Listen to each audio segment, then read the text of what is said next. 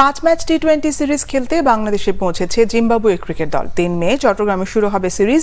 প্রথম 3টি ম্যাচ চট্টগ্রামে হবার পর বাকি 2 ম্যাচ হবে ঢাকায়।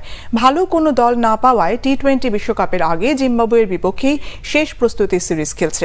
বিশ্বকাপের আগে যুক্তরাষ্ট্রের বিপক্ষে এবং মূল টুর্নামেন্টের আগে আরও 2টি প্রস্তুতি ম্যাচ খেলবে টাইগাররা। বিসিবি অবশ্য চেষ্টা করছে বিশ্বকাপের আগে যুক্তরাষ্ট্রে ভারতের বিপক্ষে অন্তত একটি ম্যাচ আয়োজনের। তবে তা নিশ্চিত হবার আগে পূর্ণাঙ্গ সিরিজ বলতে জিম্বাবুয়ের বিপক্ষেই শেষ সিরিজ নাজমুল শান্তদের।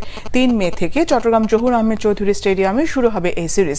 সিকান্দার রাজার নেতৃত্বে 15 সদস্যের জিম্বাবুয়ে দল বিকেলে ঢাকায় পৌঁছেছে। অভিজ্ঞ ক্রিকেটারদের নিয়ে এই সিরিজের জন্য দল গড়েছে জিম্বাবুয়ে।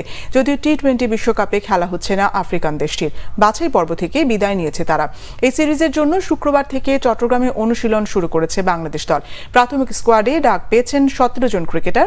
সেখানে আছেন বিপিএল ও প্রিমিয়ার লিগে ভালো পারফর্ম করা মোহাম্মদ সাইফুদ্দিন, পারভেজ হোসেন ইমন, আফিফ হোসেন ও তানভীর ইসলাম। মুস্তাফিজ স্কোয়াডে থাকলেও আইপিএলে খেলা থাকায় 2রা মে দলের সঙ্গে যোগ দিতে পারেন।